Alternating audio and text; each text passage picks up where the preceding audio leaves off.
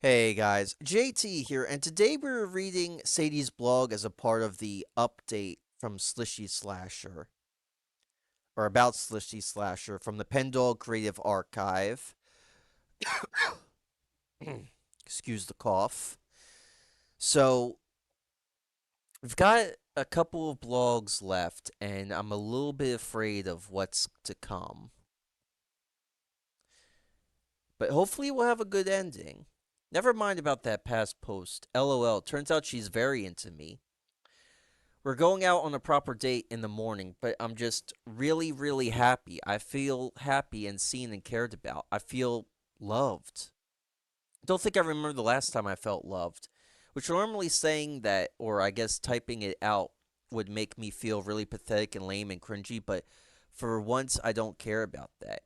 For a long while, I kind of didn't feel like a real person. I complained about it plenty of times in my post, but I was so lonely. It felt like I was a ghost in the world, just sort of aimlessly drifting through life without any real attachments or connections or impact. Janet changed that somehow. Being able to connect with her made me feel so alive again. Made me feel like a real person. When I'm with her, my heart beats faster. I feel more awake and alert, and it's such an obvious sign that I'm alive and real and here in this moment with her. She's so amazing. She's alluring and funny and hot and unique and charismatic and hot and confident. And I did I mention hot? She's traveled all over the country and she has so many interesting stories about the places she's been and the sights she's seen. I could tell she's got more some sort of mysterious past, and of course everyone is entitled to their own secrets, but still it seems to have made her such a complex and manufactured woman.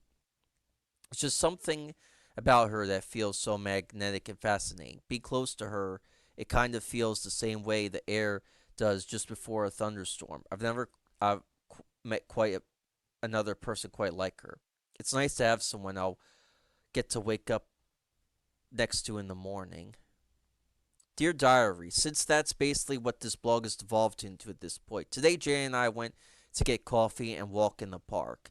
Not really different than what we normally do, but now I don't feel anxious about holding her hand or staring at her lovingly or profound periods of time. She's helped me carry some orders to the post office today too, and I think the mail guy was surprised to actually see me with another person. I don't know. I guess none of this is very interesting to write about, but still, I feel like I want to document it anyway because these little moments feel important to me and make me happy. I guess I kind of have a habit of only focusing on the said of negative side of things. People that annoy me, bad stuff that happens to me, random online comments that piss me off. None of that feels important anymore. It doesn't bother me as much. When someone comments something stupid on my post instead of seething and fixating and rummaging on their words for hours and hours, I just show it to Jane and we laugh about how stupid the person is and I forget all about it. And Janet, I meant to say Janet. It seemed to be getting along though. I like that. I know in my last post I said I don't feel like bitching about random people as much anymore, but you know what? The people of LA test me every day. They should make it illegal to shove phones in people's faces while asking them questions and recording them without asking first. No more on the street podcast. Actually, can we just ban podcasts altogether? Well, if you were to ask this person named the Vamp, they would probably like that, or maybe not. See the band funeral band update for that. The only podcast about our listening to stopped posting months ago, and everything else has just been obnoxious to listen to.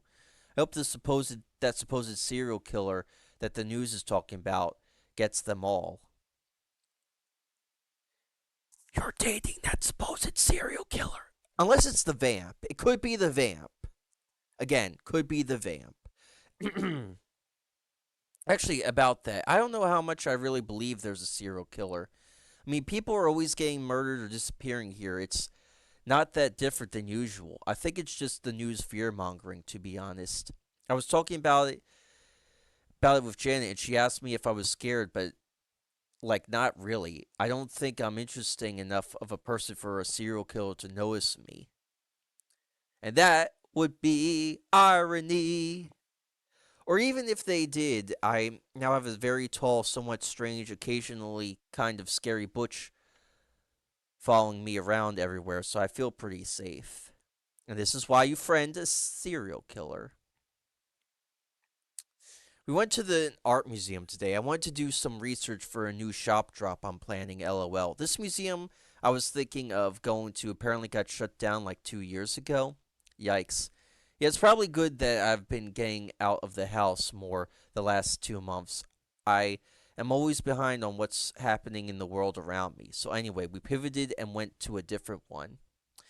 Honestly, I feel like a lot of art galleries are all exactly the same. Paintings and structures on bright white walls with exploited ceilings showing off all the pipes and wires and ugly parts of the buildings for whatever reason. We kind of just wandered through the exhibit until I found what I was looking for so I could take pictures and notes. While I was doing that, though, at some point Janet wandered off from me, which, yeah, fair, I was not paying attention to her. But also, this is embarrassing to admit, but I kind of started panicking. I've gotten so used to having her near me when I'm out. I guess I've been using her as a lifeline, and without her next to me or in my eye line, suddenly the world felt a little more, I don't know, what word would fit? Sinister, malicious, like something could go wrong at any moment and I would be trapped, stranded in this maze like gallery alone. What if the building collapsed and the ceiling fell on top of me, crushing me to death? What if I'm actually not allowed in this part of the building and the security guards take me to jail? What if one of these people in here is a serial killer and follows me into some corner no one else can see to gut me? What if I lose my phone and wallet and train pass and I can't get on the Ruby back home and I'm just stuck out in the street and I don't know how to walk home from here? What if the animals in these paintings come to life and tear me to pieces? That depends. Is one of the animals a bee or a dog? Actually, I don't think Maisie would do that to you. I think you're safe, Sadie. I know none of these are very rational fears, especially the last one, LOL. Irony. But still, it was just like immediate panic and fear, and I didn't know if I should walk around aimlessly and try to find Janet or just stay where I was and hope she came back. But also, what if she left me here forever and she hates me and she's ever coming back? But in the end, all of that anxiety, blinking back tears and holding back whole and heart beating so fast I thought I was going to die and shaking, feeling nauseous and unwarranted because Janet wandered back over to me eventually. I feel kind of pathetic for being so clingy. I'm probably annoying her taking up so much time. Little friend group. I've been thinking now how that I've managed to kind of break out of my shell a little and make one new friend, girlfriend. I don't know. We haven't discussed labels really. Maybe I could try reaching out to other people too. Some of the my old friends from the area maybe or the mutuals I see regularly in the other artists alley booths at cons. I mean Janet is great of course. I like her a lot and spending time with her has made me feel more confident and happy and stuff. But I think depending on only one other person might not be good for like codependency or whatever. And with more friends, we could do more stuff. Like Christmas is coming up. I don't have family to spend it with, and I get the feeling Janet doesn't either with the way she kind of dances around the subject. But with a bigger friend group, we could have a big holiday party and spend it all together. This probably sounds really dumb, I don't know. I'm just starting to feel like maybe I actually don't hate all people. Maybe people can be good and kind of fun to be around. I always kind of roll my eyes at humans or social creatures, but I guess it's true. And here we go. I was stupid for ever thinking I could trust someone. I was right all along to think that everyone is only out to get something from you. Feel so effing dumb for all this. Spending like 10 weeks of my life on her, all for it to have been a big effing waste of time. I could have spent that time doing more important things like working instead of having stupid coffee dates and sleepovers and walks in parks. Why did I not just ignore her that first time she tried to talk to me? Ignore everyone else. I feel hollow. I was just telling her about how I was thinking of reaching out to an old friend and mutual to try and be more connected. She said I should reach out to Jane. I was confused, of course, because I don't know anyone named Jane.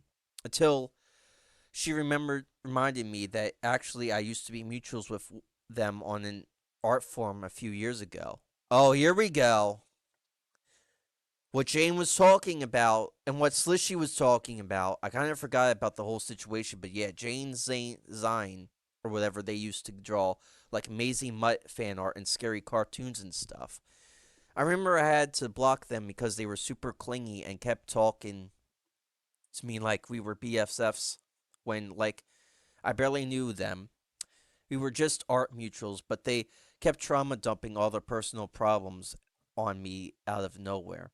So anyway, obviously it was like, why would I reach out to someone I've never actually met who made me uncomfortable, crossed my boundaries multiple times, and that I blocked years ago? Janet told me that I need to go help Jane and that it was my responsibility to make things right or whatever. She told me the reason she was actually even here in this city is in the first place was because of Jane. So it's like the whole reason you even made friends with me was just because this other person wanted to get to me. This is her own creation, Sadie. This is the slasher, or possibly Slishy slasher. I don't know. Like, come on, Sadie. I know cartoons disguise. Oh, I just foresight. Man, this is going to end badly. You didn't actually want to be my friend or care about me. I was just a stepping stone to you for this other random person to get something out of. How would I even help someone I've never even met in person before? Even if she wanted to help, I didn't even know what Jane looks like or where they live or anything. And what do you expect me to do about someone someone else's living or financial or whatever situation? I don't even know what help I was supposedly going to provide. She didn't elaborate at all.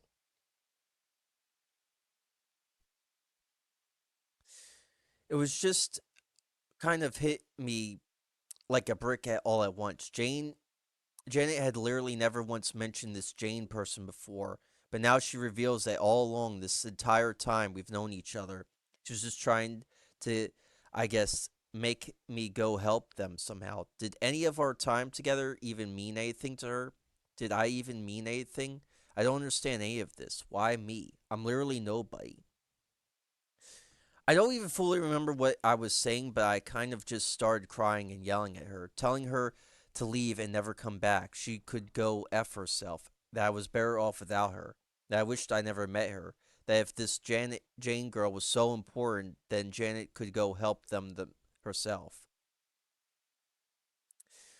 I don't think I've ever been so upset or angry or heartbroken in my life. It feels like all my emotions were scaled up by 1,000. My heart was about to explode out of my chest. It felt like I had been stabbed in the back.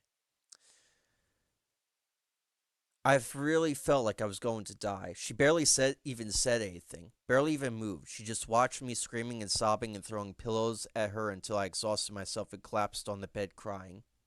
And then she held me. She said something to me I didn't even want to write down or remember or acknowledge, and then she left. Come on, secrets are no fun. Now I'm just alone. Exhausted, numb to everything in my dark apartment that still smells like her cigarette smoke. It feels like she took some part of me with her when she left. Something in my heart. The thing that lets me connect with others. I don't want to see her or talk to her ever again. Even if I did, I have no way of contacting her or finding her. No last name, no family, no phone number, or even social media or home address. Janet probably isn't even her real name. It's Slishy Slasher. I didn't even I don't know if I'll ever be able to talk to another person again. It feels impossible. It feels like even if I wanted to, I wouldn't be able to. Like now, there's something terribly different between me and everyone else. I'm missing something important that they all have. No matter what I do, I will never get it back. I got her those fancy leather gloves she's seen since hers seemed so worn that was going to give her for Christmas. What do I do with them now? I'm deleting this blog. I don't want the memories. I might even move apartments. I don't want to be here if she does come back. Not that I think she will. Hmm. So what happened here then, Slishy?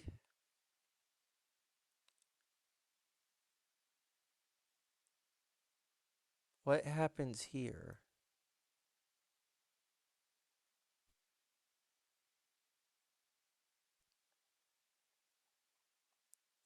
More writing, huh? Or more reading, excuse me.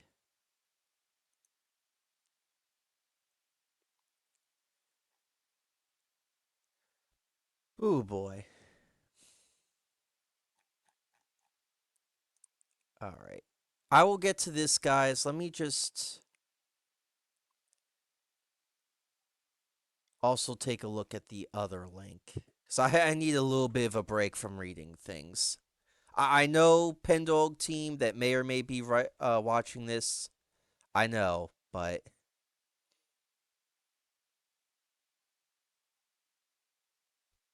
they're having a play.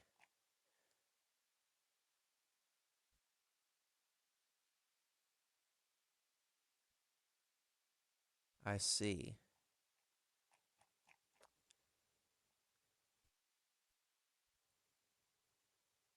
So people did love her work. And another child.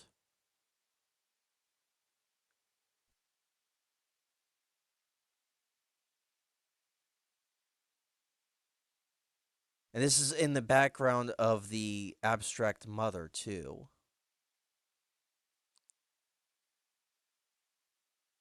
Ooh, that's something to read.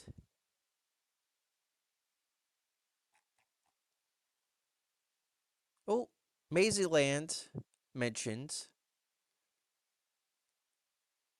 And was there anything else?